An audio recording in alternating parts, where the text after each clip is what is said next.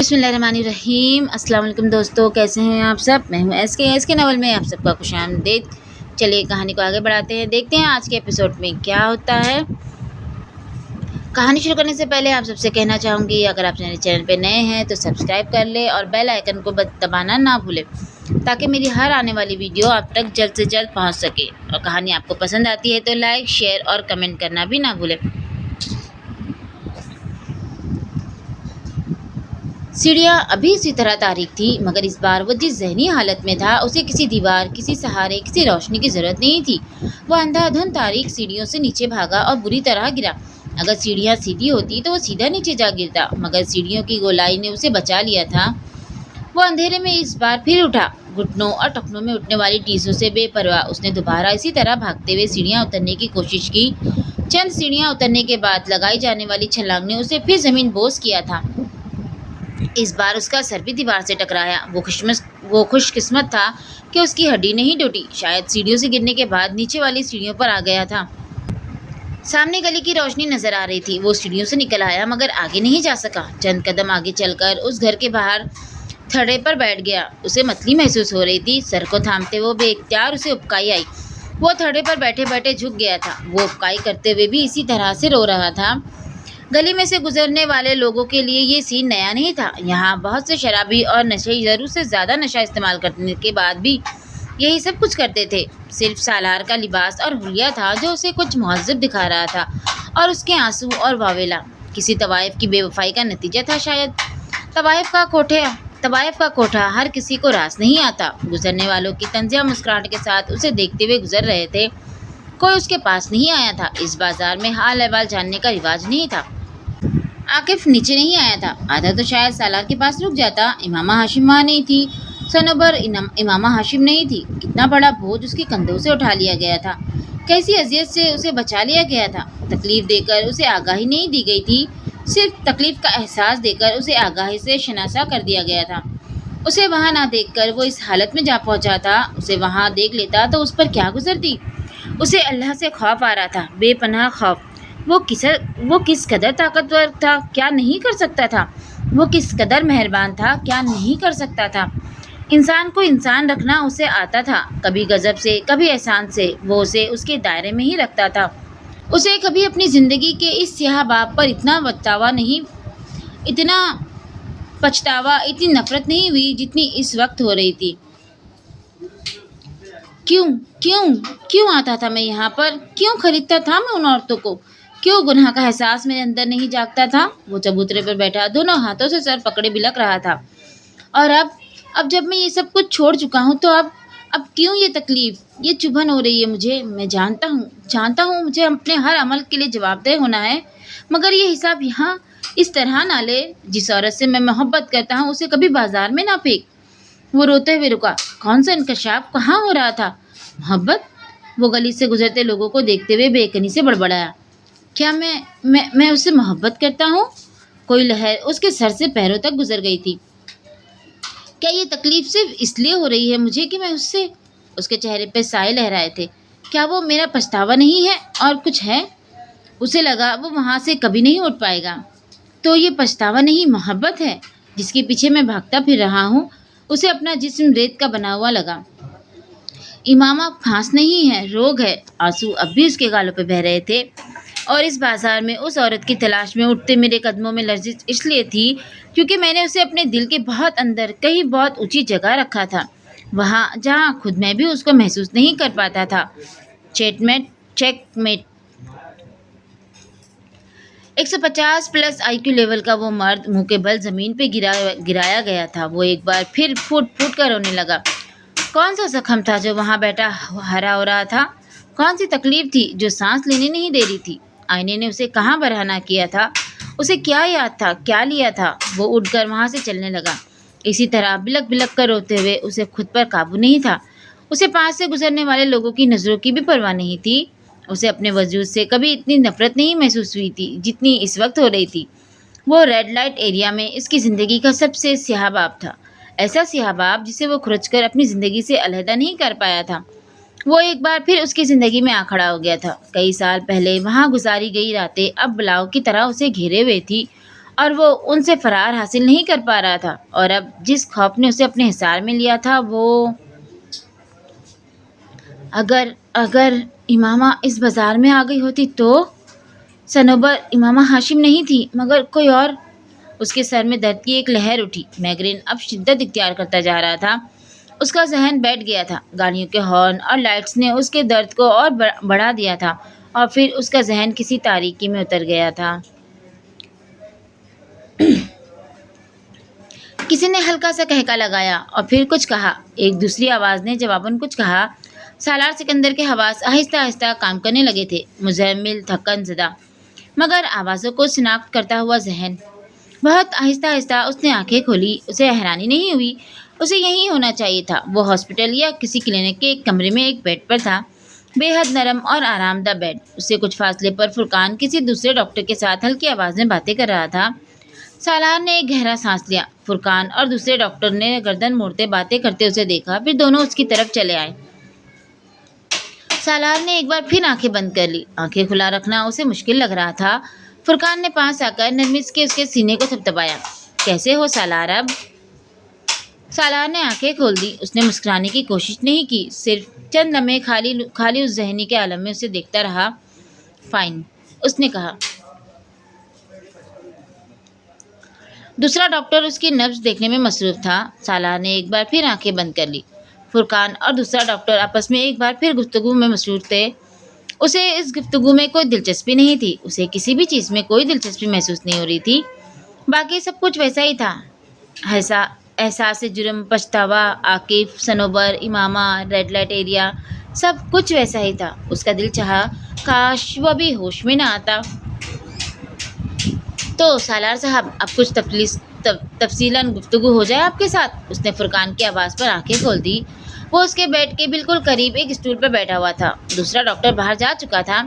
سالار نے اپنی ٹانگوں کو سمیٹنے کی کوشش کی۔ اس کے منہ سے کرہا نکلی۔ اس کے ٹخنے اور گھٹنوں میں شدید درد ہو رہا تھا۔ اس کی ٹانگوں پر کمبل تھا۔ وہ انہیں نہیں دیکھ سکتا تھا مگر اس کو اندازہ تھا کہ اس کے ٹخنے اور گھٹنے پر بھی کچھ لپٹا ہوا تھا۔ وہ اپنے کپڑوں میں بھی نہیں تھا بلکہ مریضوں کے مخصوص لباس میں تھا۔ کیا ہوا ہے؟ سالار نے بے اختیار کرا کر ٹانگ سیدھی کرتے ہوئے پوچھا۔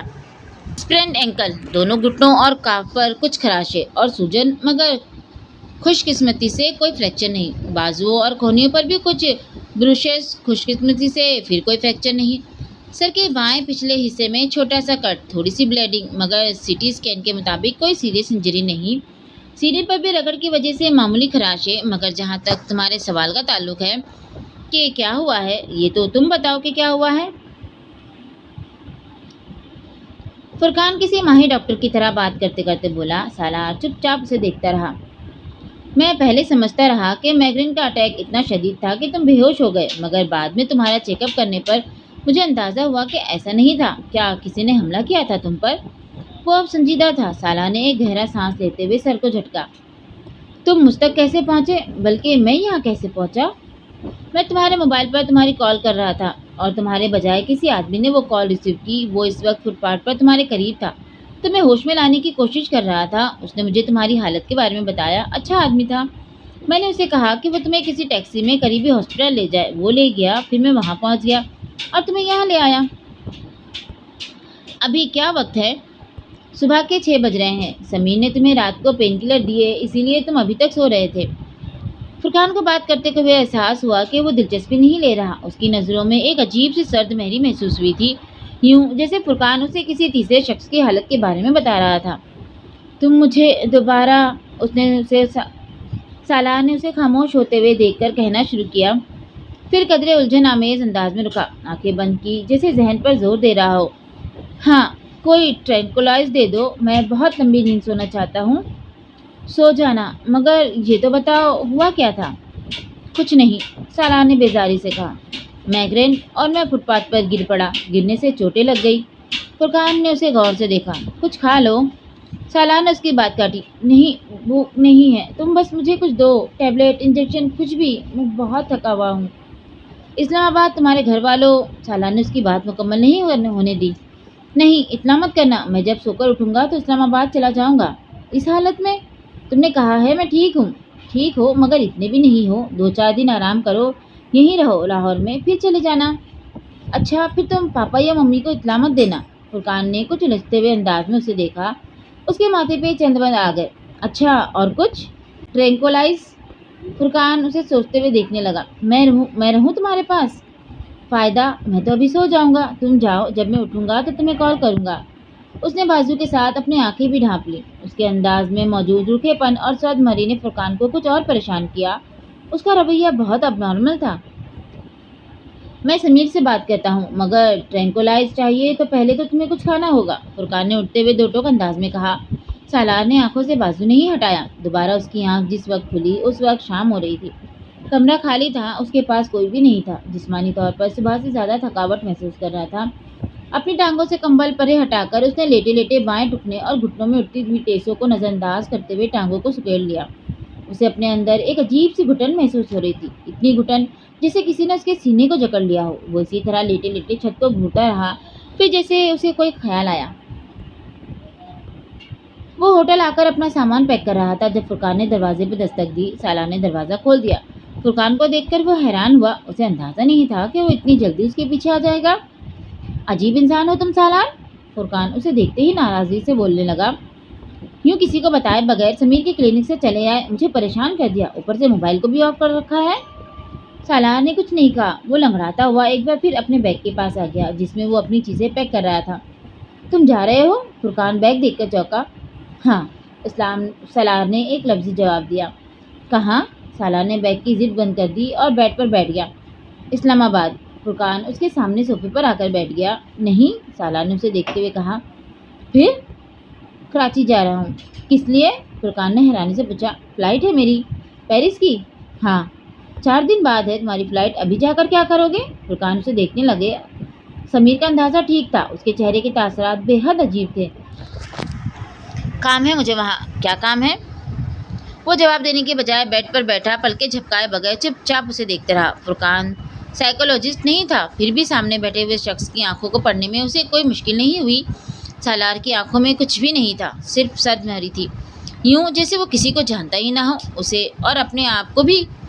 وہ ڈپریس تھا، فرقان کو کوئی شبہ نہیں تھا، مگر اس کا ڈپریشن اسے کہاں لے جا رہا تھا فرقان یہ جاننے سے قاصر تھا۔ تمہیں آخر کیا پریشانی ہے سالار؟ وہ پوچھے بغیر نہیں رہ سکا۔ سالار نے توقف کیا، پھر کندھے جھٹکے۔ کوئی پریشانی نہیں ہے تو پھر؟ سالار نے فرقان کی بات کاٹ دی۔ تم جانتے ہو مجھے میگرین ہے، کبھی کبھار اس طرح ہو جاتا ہے مجھے۔ میں ڈاکٹر ہوں سالار، فرقان نے سنجیدگی سے کہا۔ میگرین کوئی مجھ سے زیادہ بہتر نہیں جانتا، یہ سب کچھ میگرین کی وجہ سے نہیں ہے۔ تو تم بتاؤ اور کیا وجہ ہو سکتی ہے؟ سالار نے الٹا اس سے سوال کیا۔ کسی لڑکی کا پرابلم ہے؟ سالار پل کے جھپک نہیں سکا۔ فرقان کہاں جا پہنچا تھا؟ ہاں، وہ نہیں جانتا، اس نے نہیں کیوں نہیں کہا؟ کسی میں انوالو ہو تم؟ فرقان کو اپنے اندازے کے صحیح ہونے پر جیسے یقین نہیں آیا۔ ہاں۔ فرقان بہت دیر چپ بیٹھا اسے دیکھتا رہا، یوں جیسے اپنی بے یقینی پر قابو پانے کی کوشش کر رہا ہو۔ کس کے ساتھ انوالو ہو؟ تم اسے نہیں جانتے؟ شادی نہیں ہو سکی تمہاری اس کے ساتھ؟ سالار اسے دیکھتا رہا، پھر اس نے کہا۔ ہو گئی تھی، اس کے لہجے میں آنچ تھی۔ شادی ہو گئی تھی؟ فرقان کو پھر یقین نہیں آیا۔ ہاں۔ پھر طلاق ہو گئی؟ اس نے پوچھا۔ نہیں تو؟ سالار کے پاس آگے بتانے کے لیے کچھ نہیں تھا۔ تو بس۔ بس کیا؟ سالار اس کے چہرے سے نظریں ہٹا کر اپنے بائیں ہاتھ کی انگلی دائیں ہاتھ میں موجود دل کی لکیر پر پھیرتا رہا۔ کیا نام ہے اس کا؟ فرقان نے مدھم آواز میں اس سے پوچھا۔ وہ ایک بار پھر اسی طرح لکیر کو چھوتے ہوئے بہت دیر تک خاموش رہا، بہت دیر۔ پھر اس نے کہا۔ امامہ ہاشم۔ فرقان نے بے اختیار سانس کھینچ لیا۔ اسے اب سمجھ میں آیا کہ وہ اس کی چھوٹی بیٹی کو ڈھیروں کے حساب سے تحائف کیوں دیا کرتا تھا۔ پچھلے کچھ عرصے میں جب سے وہ سالار سے اس کی شناسائی ہوئی تھی اور سالار کا اس کے گھر آنا جانا شروع ہوا تھا، سالار اور امامہ کی بہت دوستی ہو گئی تھی۔ وہ پاکستان سے جانے کے بعد بھی اسے وہاں سے کچھ نہ کچھ بھجواتا رہتا تھا، مگر فرقان کو اکثر صرف ایک بات پریشان پر حیرانی ہوتی تھی، وہ کبھی امامہ کا نام نہیں لیتا تھا، اور وہ خود اس سے بات کرتا تو اسے نام کے بغیر مخاطب کرتا رہتا۔ فرقان کو چند ایک بار یہ بات محسوس ہوئی تھی، مگر اس نے اسے نظر انداز کر دیا، لیکن اب امامہ ہاشم کا نام سن کر وہ جان گیا تھا کہ وہ کیوں اس کا نام نہیں لیتا تھا۔ وہ اب رک رک کر بے ربط جملوں میں مدھم آواز میں اسے اپنے اور امامہ کے بارے میں بتا رہا تھا۔ فرقان دم سادے سن رہا تھا، جب وہ سب کچھ بتانے کے بعد خاموش ہوا تو دیر تک فرقان بھی کچھ بول نہیں سکا۔ اس کی سمجھ میں ہی نہیں آ رہا تھا کہ وہ کیا کہے، تسلی دے یا پھر کچھ اور کہے، کوئی نصیحت۔ تم اسے بھول جاؤ، اس نے بالآخر کہا۔ سوچ لو کہ وہ جہاں بھی ہے خوش ہے اور محفوظ ہے، ضروری نہیں اس کے ساتھ کوئی سانحہ ہوا ہو سکتا ہے وہ بالکل محفوظ ہو۔ فرقان کہہ رہا تھا، تم نے اس کی مدد کی جس حد تک تم کر سکتے تھے۔ پچھتاؤں سے اپنے آپ کو نکال لو، اللہ مدد کرتا ہے، تمہارے بعد ہو سکتا ہے اسے تم سے بہتر کوئی اور مل گیا ہو۔ تم کیوں اس طرح وہم لیے بیٹھے ہو؟ میں نہیں سمجھتا کہ جلال سے اس کی شادی نہ ہونے کی وجہ تم تھے۔ جو کچھ تم نے مجھے جلال کے بارے میں بتایا ہے، میرا اندازہ یہی ہے کہ وہ کسی صورت میں امامہ سے شادی نہ کرتا، چاہے تم بیچ میں آتے نہ آتے، کوشش کرتے نہ کرتے۔ جہاں تک امامہ کو طلاق نہ دینے کا سوال ہے، اسے چاہیے تھا وہ تم سے دوبارہ رابطہ کرتی۔ وہ ایسا کرتی تو یقیناً تم اسے طلاق دے دیتے۔ اگر اس معاملے میں تم سے کوئی غلطی ہوئی بھی ہے تو اللہ تمہیں معاف کر دے گا، کیونکہ تم پچھتا رہے ہو۔ تم اللہ سے معافی بھی مانگتے آ رہے ہو، یہ کافی ہے، مگر اس طرح ڈپریشن کا شکار ہونے سے کیا ہوگا؟ سالار کی خاموشی سے اسے امید بندھی کہ شاید اس کی کوشش رنگ لا رہی تھی، مگر ایک لمبی تقریر کے بعد جب وہ خاموش ہوا تو سالار اٹھ کر اپنا بریف کیس کھولنے لگا۔ کیا کر رہے ہو؟ فرقان نے پوچھا۔ میری فلائٹ کا ٹائم ہو رہا ہے۔ وہ اب اپنے بریف کیس میں سے کچھ پیپر نکال رہا تھا۔ فرقان کی سمجھ میں نہیں آیا وہ اس سے کیا کہے۔ وہ پچھلے کئی سالوں میں کئی بار پاکستان آتا جاتا رہا تھا، اسے کبھی واپس جاتے ہوئے اس قسم کی کیفیت کا شکار نہیں ہونا پڑا تھا جس قسم کی کیفیت کا شکار وہ اس بار ہوا تھا۔ جہاز کے ٹیک آف کے وقت ایک عجیب سا خالی پن تھا جو اس نے اپنے اندر اترتے محسوس کیا تھا۔ اس نے جہاز کی کھڑکی سے باہر جھانکا۔ بہت دور تک پھیلے ہوئے اس خطے میں کہیں امامہ ہاشم نام کی ایک لڑکی بھی تھی۔ وہ وہاں رہتا تو کبھی کہیں کسی وقت کسی روپ میں وہ اسے نظر آ جاتی، اسے مل جاتی، یا کوئی ایسا شخص اسے مل جاتا جو اس سے واقف ہوتا۔ لیکن وہ اب جہاں جا رہا تھا اس زمین پر امامہ ہاشم کہیں نہیں تھی۔ کوئی اتفاق بھی ان دونوں کو آمنے سامنے نہیں لا سکتا تھا۔ وہ ایک بار پھر ایک لمبے عرصے کے لیے امکان کو چھوڑ کر جا رہا تھا۔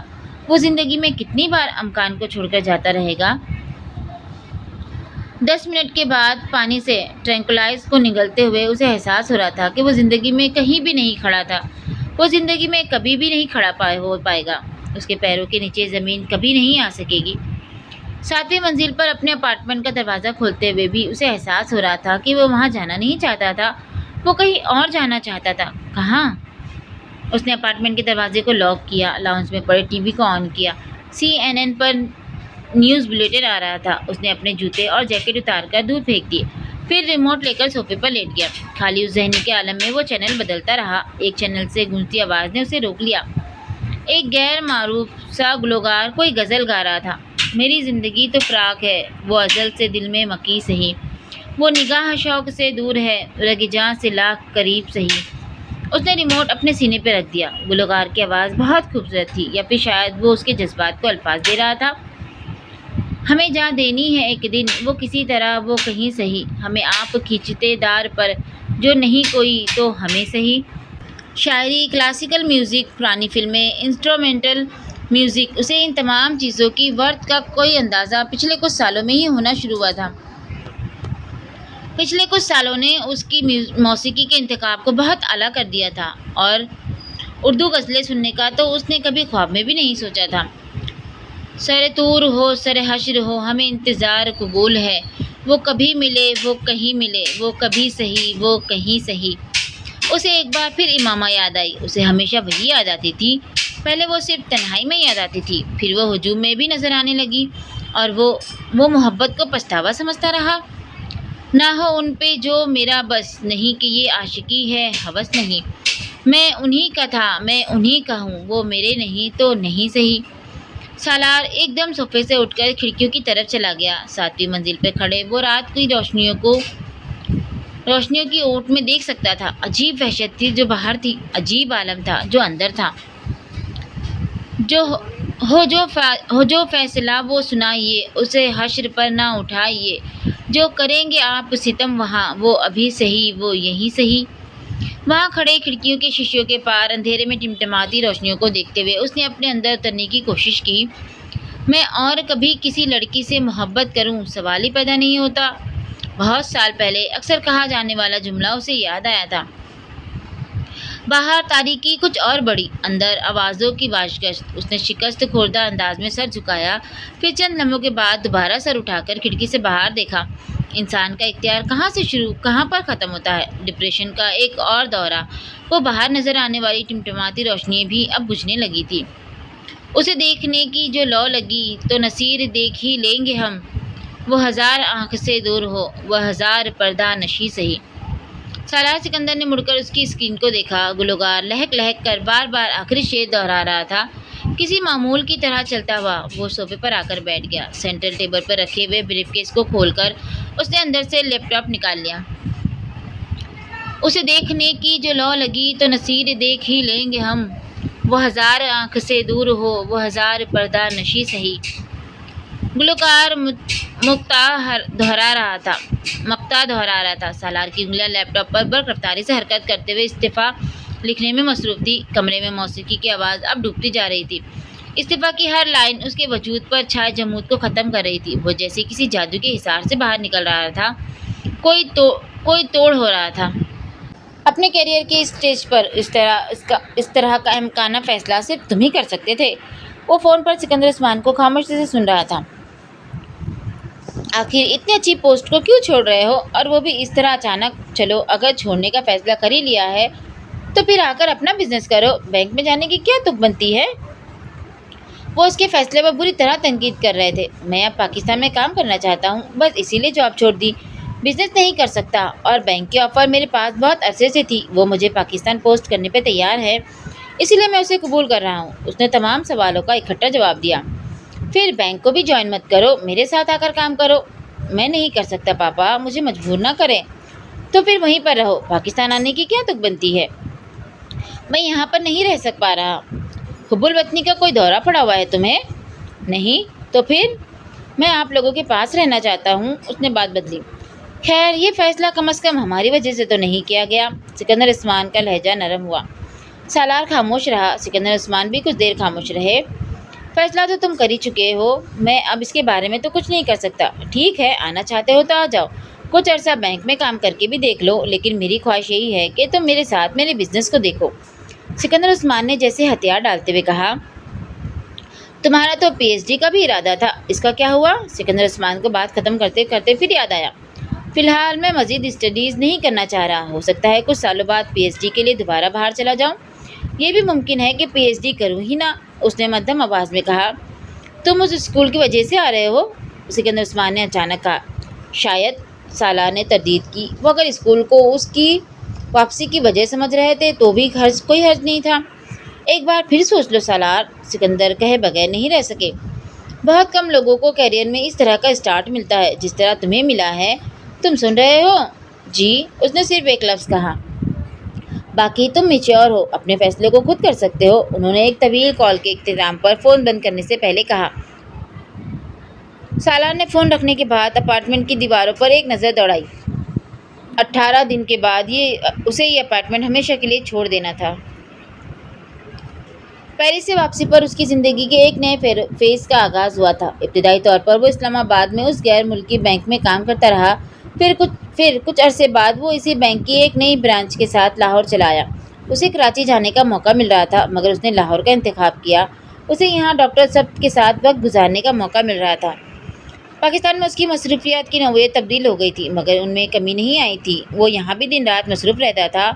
ایک ایکسپشنل ماہر معاشیات کے طور پر اس کی شہرت اس کے ساتھ ساتھ سفر کر رہی تھی۔ حکومتی حلقوں کے لیے اس کا نام نیا نہیں تھا، مگر پاکستان آنے جانے کے بعد فنانس منسٹری مختلف موقع پر اپنے زیر تربیت آفیسر کو دیے جانے والے لیکچرز کے لیے اسے بلواتی رہتی۔ لیکچرز کا سلسلہ بھی اس کے لیے نیا نہیں تھا۔ ییل میں زیر تعلیم رہنے کے بعد وہ وہاں مختلف کلاسز کو لیکچر دیتا رہا تھا۔ یہ سلسلہ نیو یارک منتقل ہو جانے کے بعد بھی جاری رہا، جہاں وہ کولمبیا یونیورسٹی میں ہیومن ڈیولپمنٹ پر ہونے والے سیمینارز میں حصہ لیتا رہا۔ بعد میں اس کی توجہ ایک بار پھر اکنامکس کی طرف مبذول ہو گئی۔ پاکستان میں بہت جلد وہ ان سیمینارز کے ساتھ انوالو ہو گیا جو آئی بی اے اور لمس فاسٹ اور جیسے ادارے کروا رہے تھے۔ اکنامکس اور ہیومن ڈیولپمنٹ واحد موضوعات تھے جن پر خاموشی اختیار نہیں کیا کرتا تھا۔ وہ اس کے پسندیدہ موضوع گفتگو تھے اور سیمینارز میں اس کے لیکچرز کا فیڈ بیک ہمیشہ بہت زبردست رہا تھا۔ وہ مہینے کا ویکینڈ گاؤں میں اپنے اسکول میں گزارا کرتا تھا اور وہاں رہنے کے دوران وہ زندگی کے ایک نئے رخ سے آشنائی حاصل کر رہا تھا۔ ہم نے اپنی غربت اپنے دیہات میں چھپا دی ہے، بالکل اسی طرح جیسے لوگ مٹی کو کارپیٹ کے نیچے چھپا دیتے ہیں۔ اس اسکول کی تعمیر کا آغاز کرتے ہوئے فرقان نے ایک بار اسے کہا تھا اور وہاں گزارے جانے والے دن اسے اس جملے کی ہولناکی کا احساس دلاتے۔ ایسا نہیں تھا کہ وہ پاکستان میں غربت کی موجودگی سے ناآشنا تھا۔ وہ یونیسکو اور یونیسیف میں کام کے دوران دوسرے ایشیائی ممالک کے ساتھ پاکستان کے بارے میں بھی بہت ساری رپورٹس دیکھتا رہتا، مگر پاکستان میں غربت کی آخری حدوں کو بھی پار کر جانے والی لوگوں کو وہ پہلی بار ذاتی طور پر دیکھ رہا تھا۔ پاکستان کے 10-15 بڑے شہروں سے نکل جائیں تو احساس ہوتا ہے کہ چھوٹے شہروں میں رہنے والے لوگ تیسری دنیا میں نہیں 10ویں-12ویں دنیا میں رہتے ہیں۔ وہاں تو لوگوں کے پاس نہ روزگار ہے نہ سہولتیں، وہ اپنی آدھی زندگی خواہش میں گزارتے ہیں اور آدھی حسرت میں مبتلا ہو کر۔ کون سی اخلاقیات سکھا سکتے ہیں آپ اس شخص کو جس کا دن سوکھی روٹی سے شروع ہوتا ہے اور فاقے پر ختم ہو جاتا ہے؟ اور ہم لوگوں کی بھوک مٹانے کی بجائے مسجدوں پر مسجدیں تعمیر کرتے ہیں، عالیشان مسجدیں، پرشکوہ مسجدیں، ماربل سے آراستہ مسجدیں۔ بعض اوقات تو ایک ہی سڑک پر 10 مسجدیں کھڑی ہو جاتی ہیں، نمازوں سے خالی مسجدیں۔ فرقان تلخی سے کہتا تھا، اس ملک میں اتنی مسجدیں بن چکی ہیں کہ اگر پورا پاکستان ایک وقت کی نماز کے لیے مسجدوں میں اکٹھا ہو جائے تو بہت سی مسجدیں خالی رہ جائیں گی۔ میں مسجد بنانے پر یقین نہیں رکھتا جہاں لوگ بھوک سے خودکشیاں کرتے پھر رہے ہوں، جہاں کچھ خاص طبقوں کی پوری نسل جہالت کے اندھیرے میں بھٹکتی پھر رہی ہو، وہاں مسجد کے بجائے مدرسے کی ضرورت ہے، اسکول کی ضرورت ہے۔ تعلیم اور شعور ہوگا اور رزق کمانے کے موقع تو اللہ سے محبت ہوگی، ورنہ صرف شکوہ ہی ہوگا۔ وہ فرقان کی باتیں خاموشی سے سنتا رہا تھا۔ اس نے مستقل طور پر گاؤں جانا شروع کیا تو اسے اندازہ ہوا تھا فرقان ٹھیک کہتا تھا، غربت لوگوں کو کفر تک لے گئی ہے۔ چھوٹی چھوٹی ضرورتیں ان کے اعصاب پر سوار تھیں اور جوان معمولی ضرورتوں کو پورا کر دیتا وہ جیسے اس کی غلامی کرنے پر تیار ہو جاتے۔ اور جو ان معمولی ضرورتوں کو پورا کر دیتا وہ جیسے اس کی غلامی کرنے پر تیار ہو جاتے۔ اس نے جس ویکینڈ پر گاؤں جانا ہوتا اس اسکول میں لوگ اپنے چھوٹے موٹے کاموں کے لیے جمع ہوتے۔ بعض دفعہ لوگوں کی قطاریں ہوتی، بیٹے کو شہر کی کسی فیکٹری میں کام پر رکھوا دے، چاہے 1000 روپے ہی مل جائے مگر کچھ پیسہ تو آئے۔ 2000 روپے مل جاتے تو میں اپنی بیٹی کی شادی کر دیتا۔ بارش نے ساری فصل خراب کر دی، اگلی فصل لگانے کے لیے بیج خریدنے تک کے لیے پیسے نہیں ہیں، آپ تھوڑے پیسے قرض کے طور پر دے دے، میں فصل کاٹنے کے بعد دے دوں گا۔ بیٹے کو پولیس نے پکڑ لیا ہے، قصور بھی نہیں بتاتے، بس کہتے ہیں ہماری مرضی، جب تک چاہے اندر رکھے، تم آئی جی کے پاس جاؤ۔ پٹواری میری زمین پر جھگڑا کر رہا ہے، کسی اور کو الاٹ کر رہا ہے، کہتا ہے میری کاغذ جعلی ہے۔ بیٹا کام کے لیے پاس کے گاؤں جانا ہے، روز 8 میل چل کر جانا پڑتا ہے، آپ ایک سائیکل لے دیں، مہربانی ہوگی۔ گھر میں پانی کا ہینڈ پمپ لگوانا ہے، آپ مدد کریں۔ وہ تعجب سے ان درخواستوں کو سنتا رہتا۔ کیا لوگوں کے یہ معمولی کام بھی ان کے لیے پہاڑ بن چکے ہیں؟ ایسا پہاڑ جسے عبور کرنے کے لیے وہ زندگی کے کئی سال ضائع کر دیتے ہیں، وہ سوچتا۔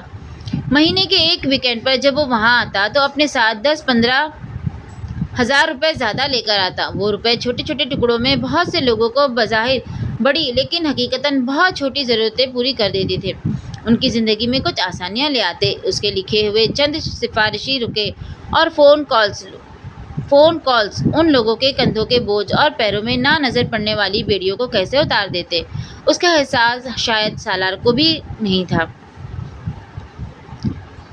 لاہور میں اپنے قیام کے دوران وہ باقاعدگی سے ڈاکٹر صاحب کے پاس جاتا تھا۔ ان کے ہاں ہر رات عشاء کی نماز کے بعد کچھ لوگ جمع ہوتے تھے۔